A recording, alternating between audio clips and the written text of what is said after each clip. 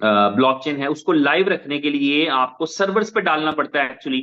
Normally जैसे एक website को अगर हमने एक सर्वर पे अपलोड कर दें तो वेबसाइट लाइव हो जाती है, क्योंकि वो सर्वर इंटरनेट से कनेक्ट होता है और सबको दिखा देगा। अगर हम ब्लॉकचेन की बात करें तो ये मल्टीपल सर्वर्स पे होती है।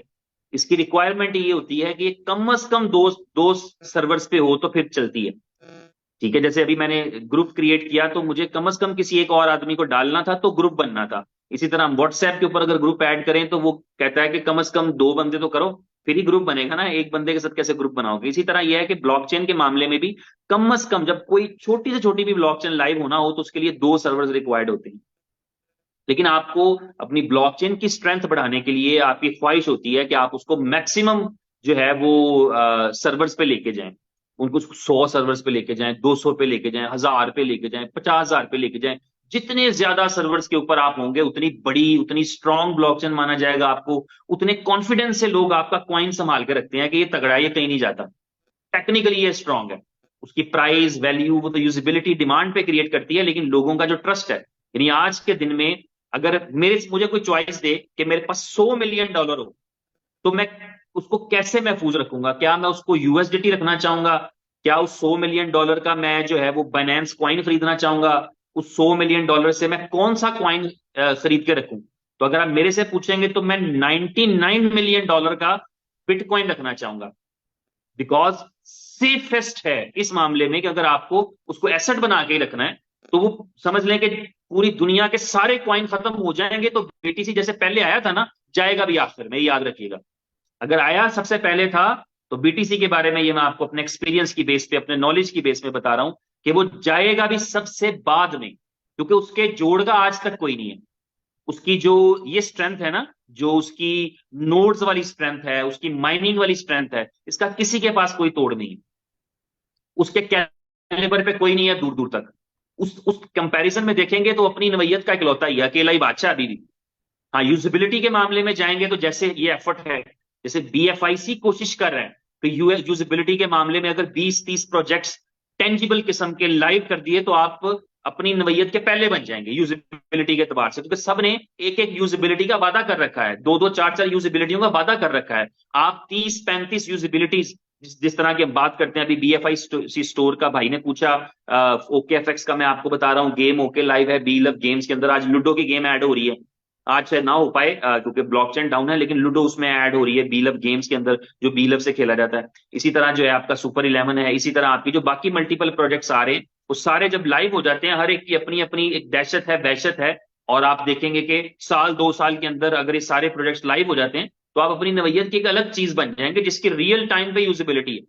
जिस तरह दुनिया में एक बड़ी मशहूर बात कही जाती है कि कुछ भी हलाने का बिजनेस नहीं हो सकता, यानी खाने का बिजनेस कम नहीं होता। और ये हमने देखा कोविड में सारे धंधे बंद हो गए लेकिन खाने का बिजनेस बढ़ गया। होम डिलीवरियां बहुत ज्यादा होती थी, रेस्टोरेंट तो बंद थे लेकिन होम डिलीवरीज का कॉन्सेप्ट आ गया, बहुत ज्यादा हो गया। तो इसी तरह यह है कि जब आपका जो है वो रियल यूजिबिलिटीज अगर आपकी ऐसी आ जाती हैं जहां पे लोगों की कंपलसरी हो जाता है लोगों के लिए, या लोगों को लोग आपके क्वाइन से कुछ भी बाय कर सकते हैं, कुछ पैसे कितना इस्तेमाल कर सकें बस। अगर आपके क्वाइन में ये ताकत आ जाए या आपके क्वाइन में इतनी इतनी ज्यादा आप कोलैबोरेशंस कर लें कि आपको पता हो कि यार ये मैंने ना फ्लिपकार्ट से कुछ ऑर्डर करना है तो तब भी बीएफआईसी से हो जाता है, अगर बीएफआईसी स्टोर से करूंगा तब भी बीएफआईसी से हो जाए, अगर मैं स्कूल की फीस भेजूंगा तो बीएफआईसी कबूल कर लेंगे, और अगर मैं इससे गो डैडी को पेमेंट करना चाहूंगा तो वो भी ले लेंगे। आप कुछ भी आपको लगता है कि अच्छा यार ये हर जगह पे चल जाएगा तो आपके लिए फिर वो इक्वलेंट टू मनी हो जाता है और फिर वो रियल यूजिबिलिटी मानी जाती है। तो इसमें वक्त तो लगेगा लेकिन ये कोशिश की जा रही है। अगर इस कोशिश में कामयाब हो जाते हैं तो आप डेफिनेटली अपनी नवैयत के एक अलग ही चीज बन जाएंगे। और उसमें ये है, आपके लिए क्या है, आपके लिए वही बेनिफिट होता है, प्राइस एप्रिसिएशन। और प्राइस एप्रिसिएशन में मैं हमेशा एक बात कहता हूं कि नंबर्स मैटर करते हैं। जितने ज्यादा आपके पास कॉइन हो उतना ज्यादा आपको फायदा होता है।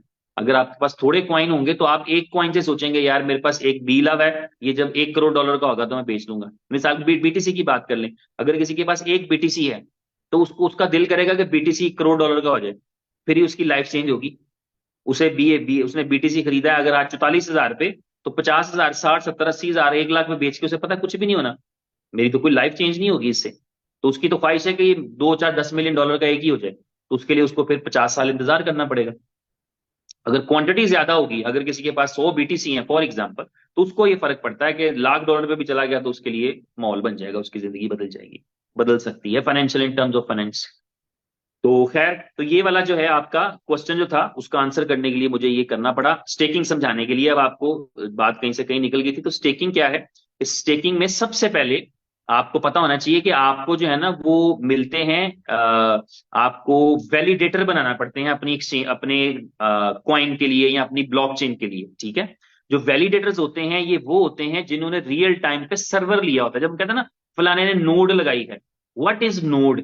नोड क्या है? नोड आप समझे सर्वर का ही टेक्निकल नाम है कि आपने एक सर्वर लगाया है प्रॉपर, ये सर्वर खरीदा है आपने किसी कंपनी से, उस कंपनी पे आपने अपनी ब्लॉकचेन का जो है वो आपको जो कोड मिला था वो चढ़ा दिया है, वो आपका कंसेंसस है जो आपकी वेरिफिकेशन में हेल्प करता है, तो आप वैलिडेटर बन गए। तो वैलिडेटर बनने के लिए जो टर्म्स होती हैं उनमें से एक टर्म ये है कि आपके पास जो है वो नोड होनी चाहिए, प्लस आपके पास जो है वो स्टेकिंग खास टोकन। मिसाल के तौर पे अगर वैलिडेटर बनना हो तो हो सकता है इस कंपनी की शर्त ये हो कि आपके पास 1 लाख BFIC होने चाहिए तो आप वैलिडेटर बनेंगे, क्योंकि वैलिडेटर का मतलब होता है कि उसको डायरेक्टली फीस में से हिस्सा आ रहा होता है।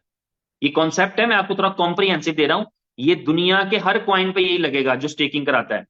ये इथीरियम का भी यही है, ये पोलीगोन का भी यही है, पोल्का डॉट का भी यही है, सोलाना का भी यही है, दुनिया के हर उस क्वाइन की, रोज का भी यही है, हर उस क्वाइन की जो स्टेकिंग करवाता है उसका यही फॉर्मूला है कि सबसे पहले वो वैलिडेटर्स लेता है। BNB का भी यही है, BNB के पास भी 70 80 90 वैलिडेटर्स हैं।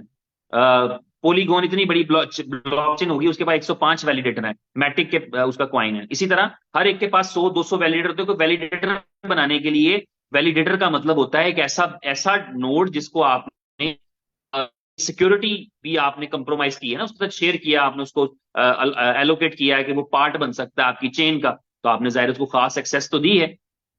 प्लस आप उसको नंबर ऑफ टोकन्स कहते हैं ताकि एक रियल पार्टी आपके सामने आए। तो मिसाल के तौर पे वो 10,000 BFIC भी हो सकते हैं, 50,000 भी हो सकते हैं, 2 लाख भी हो सकते हैं, तो ऐसे बन जाते हैं वैलिडेटर। अब ये जो वैलिडेटर होते हैं ना, ये हो गए वो लोग जिनको गैस फीस में से डायरेक्ट हिस्सा मिलता है। ये लोग नोड्स भी लगा के रखते हैं, यानी इनका सर्वर भी लाइव रहने चाहिए और इनके पास नंबर ऑफ टोकन्स भी इन्होंने स्टेक किए हों खास बड़ी क्वांटिटी में, ठीक है, तो तब इनको गैस फीस में से डायरेक्ट हिस्सा आता है। अब इनके बाद होते हैं डेलीगेटर्स। वो डेलीगेटर क्या करते हैं? डेलीगेटर थोड़े क्वाइनों से इनके साथ अपने क्वाइन स्टेक कर देते हैं। मिसाल के तौर पे मैं इसी एग्जांपल को लेता हूं कि BFIC की चेन है, मुझे इसका स्कोप पता है, मुझे पता है इसमें पैसे बन सकते हैं।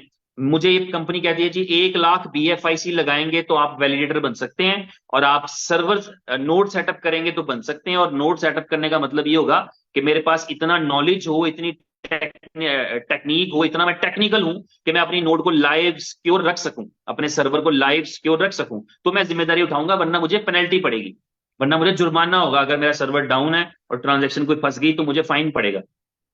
और ये सारी ब्लॉकचेन्स डालती हैं, इसे स्लशिंग बोलते हैं। बड़े बड़े हाई लेवल की स्लशिंग भी होती है जिसमें 50-50% फंड उड़ जाता है। तो